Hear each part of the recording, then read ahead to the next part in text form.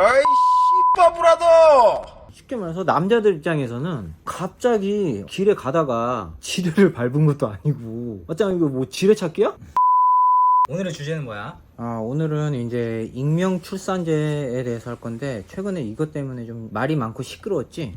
그렇지. 이게 무슨 제도냐면 쉽게 말해서 아이를 낳으면 우리가 출생 신고를 할 거 아니야. 아. 근데 거기에 대해서 그 출생 신고를 익명으로 할 수 있게 해준다는 건데, 이걸 더 쉽게 말을 하자면 내가 여자야, 아이를 낳는데 내가 내 앞으로 서류를 떼도 출산 이력이 남지 않는 거야. 이게 핵심인 거야. 근데 이러면 사회 여러 가지 문제들도 있고 국가적인 문제도 나중에 커져. 왜냐면 아니 어떤 미친 나라가 부모가 자기 자식을 부정하는 그런 족 같은 행동에 대해서 나라 세금을 쓰냐. 나라 세금이 만만해? 진짜 돈이 남아 돌아? 그치. 이거는 좀 그렇게 들으니까 응. 문제가 심각한 것 같네. 아니 루마니아 봐봐. 루마니아 심각하잖아. 루마니아 국가 쿠데타 일어났잖아. 고아들이. 그래? 거기가 출산율이 떨어지니까 일단 인구수 늘리자 그래갖고 애를 막 낳게 한 거야. 그러다 부모들이 책임을 못 지니까 나중에 그 고아들이 나라에 쿠데타를 일으켰어. 그 아이들이 커서? 아니, 그리고 출산율이 떨어지면 양육비가 덜 들어가게 하고 양육을 할 수 있는 좋은 환경 만들어줄 생각을 해서 출산율을 끌어올릴 생각을 해야지. 아무리 출산율이 떨어진다고 해도 이런 미친 제도를 만드냐고. 이거는 도덕적으로 존나 문제가 있어. 왜냐면 엄마가 자기 자식을 부정하는 거를 오히려 더 조장하는 거나 마찬가지야. 따지고 보면. 그렇네. 나중에 아이를 낳는데 아이가 장애인이야. 애 버리기도 딱 좋아 지금 이 제도는. 그럼 그 애는? 국가가 이제 양육하는 거야. 양육해갖고 어디 보육시설 같은 데 보내는 거야. 근데 그게 다 국가 세금으로 나가는 거야. 그렇겠네. 그리고 이게 남자 입장에서도 얼마나 개떡 같은 제도냐면, 사랑하는 여자를 만나서 결혼을 했어. 내 와이프가 결혼 전에 아이를 낳은 경험이 있지만 이 익명 출산 제도를 이용해서 아이가 없는 것처럼 서류가 되어 있다면 서류상으로도 남지 않기 때문에 남자는 알 수가 없어. 와이프가 솔직히 말을 하지 않는 이상 알 수가 없단 말이야. 벌써 결혼하기 전부터 구라질해, 기만질 다 당하고 시작하는 거야 이거는. 일단 불신이라는 걸 깔고 시작하는 거네. 그치. 아무것도 모르고 결혼 생활을 하고 있는데 갑자기 어디서 와이프의 숨겨진 자식이 나타날 수도 있어. 왜냐? 애가 나중에 커서 나 엄마 찾고 싶어요 하고 신청을 하면 그거를 알아낼 수가 있단 말이야. 알아낼 수 있어? 응. 물론 상호 동의가 있어야 되기는 하지만 알아낼 수가 있어. 엄마가 그래 알았어 이렇게 해버리면 알아낼 수가 있어. 그러면은 결혼 생활을 하는데 갑자기 와이프의 숨겨진 애가 나타나는 거야 어디서. 현타가 존나 오지 남자 입장에서는. 안 그래? 그리고 와이프가 결혼하기 전에 내가 모르는 아이를 낳았어. 근데 이제 나랑 결혼을 하고 나서 아이를 또 낳았어. 그럼 와이프 건강은 또 어떡할 거야? 그래. 만일에 그런 부분에서 몸이 뭐 건강이 감당할 수 없을 정도로 안 좋아지면 그 병원비는 또 어떡할 거야? 그런 거 다 부담이란 말이야. 그렇지. 솔직히 따지고 보면 그건 부담이 맞아. 냉정하게 보면. 그런 건강이 안 좋으면 결혼 생활을 함에 있어서 그런 게 다 리스크로 다가온단 말이야.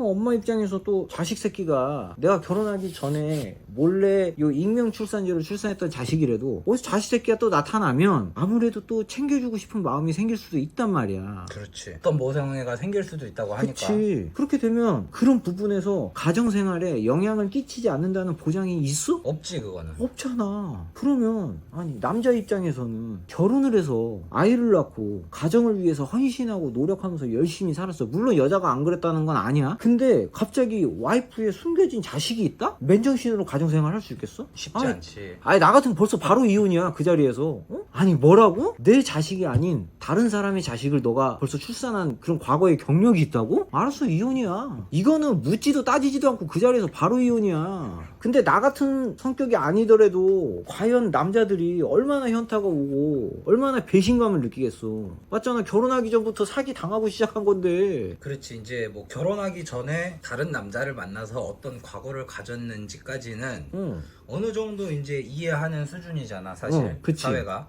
근데 아이를 낳았었다? 근데 이 아이를 낳았었다라는 게 한 명을 낳았을지 두 명을 낳았을지 사실은 알 수는 없는 거잖아. 그치. 그럼 이제 따지고 보면 대부분의 여성들이 아이를 낳은 경험이 있다라고 의심을 해볼 수도 있다라는 거지. 이미 신뢰가 그냥 개 박살이 나고 시작하는 거야. 그렇지. 그러면은 분위기상 실제 남자 입장에서는 결혼 생활 자체가 불신으로 시작을 하기 때문에 안 하려고 더 하지 않을까? 그렇겠지. 나는 그렇게 생각해. 맞아. 이건 무슨 쉽게 말해서 남자들 입장에서는 갑자기 길에 가다가 지뢰를 밟은 것도 아니고 어쩌면 이거 뭐 지뢰찾기야? 그치. 아, 결혼 생활 하고 있는데 갑자기 이런 일이 발생해봐. 남자가 무슨 죄야? 평생에 자기가 노력해왔던 게 부정당한다고 느낄 수도 있어, 남자 입장에서는. 맞잖아. 그리고 이게 또 자식이 요청을 했는데 엄마가 거부를 하면 또 자식은 알 수도 없어. 아, 그러면 애 새끼는 무슨 죄야? 그렇지. 내가 낳아달라 그런 것도 아닌데. 쉽게 말해서 이건 국가가 출산 경력을 세탁할 수 있게 만들어준 거야. 국가 자체가 이제 어떻게 보면 고아원이 돼버리겠네. 응. 고아원에 대한 시설이 엄청 많아질 수 있겠다라는 생각이 드네. 더 이상 우리나라 남자들이 이제 우리나라 여자들한테 신뢰라는 게 완전 사라질 수도 있어. 이게 사회 문제가 심각해지면. 그럴 수도 있겠네. 지금 당장은 잘 모르겠지만 앞으로 몇 년이 지난 이후에는 그렇지. 실제로 익명 출산 이후에 그 아이가 어느 정도의 생각이 성인 정도가 됐을 뭐 한 20년 정도가 지나고 난 이후에는 진짜 국가적인 큰 문제가 될 수 있겠구나. 이게. 많이 발생하지. 그럼 그 20년 동안 해왔던 최소 한 사이클이라고 따지면은 그 사이클 동안 또 낳았던 아이들까지 생각하면 최소 40년 동안은 이 문제 때문에 고통받는 사람들과 불신으로 가득해지는 사회 분위기가 40년 정도는 이어질 수 있겠다는 생각이 드네. 당연하지. 더군다나 내가 이건 개인적이지만 형은 바람 피는 여자에 대해서 되게 혐오감 갖고 있는 거 알고 있지. 왜냐면 난 내가 이 얘기를 왜 했냐면, 자 봐봐, 예를 들어서 자 도자기가 있어. 도자기를 내가 실수로 툭 쳐갖고 바닥에 떨어뜨려서 도자기가 깨졌어. 그 도자기를 어떻게 다시 이렇게 본드 같은 걸로 해갖고 모양을 다시 만들었단 말이야. 근데 그 도자기가 새 것처럼 되어 있을 수 있어? 없지. 금 다가 있고 조금만 잘못 건드려도 또 박살 날 텐데. 부부간의 신뢰라든지 연애라는 거는 그런 거랑 똑같은 거야. 난 그렇게 받아들여.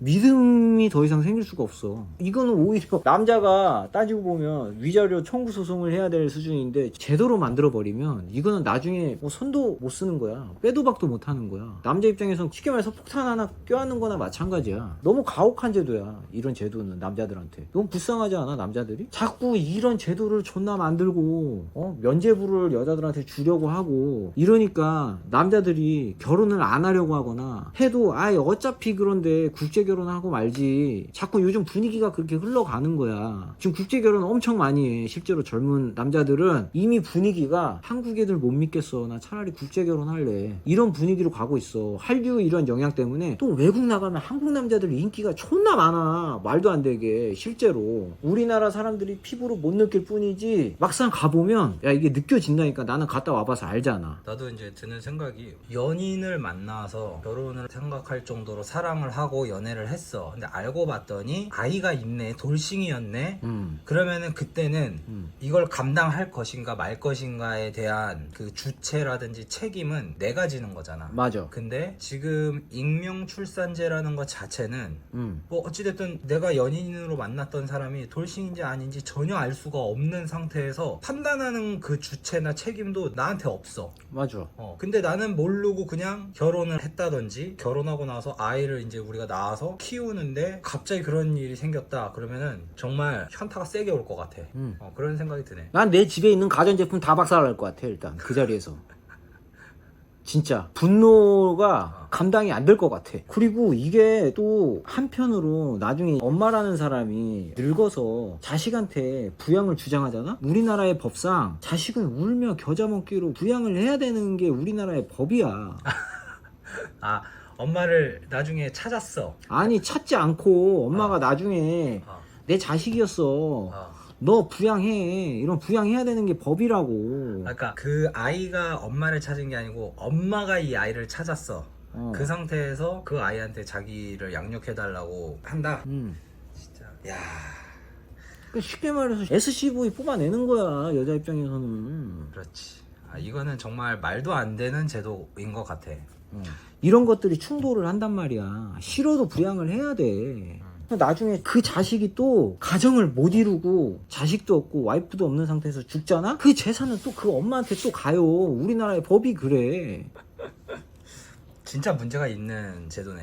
여러 가지 문제들이 많지. 그 법적으로도 충돌하는 부분이 충분히 있지. 이런 거는 애를 내가 낳아서 사랑으로 키우고 이렇게 하지도 않았는데 나중에 자식한테 부양을 받을 수도 있고, 자식이 가정을 이루지도 못하고 죽으면 자식 재산도 엄마 거가 되고. 야, 이건 우리나라는 무슨 여자가 천용인이야.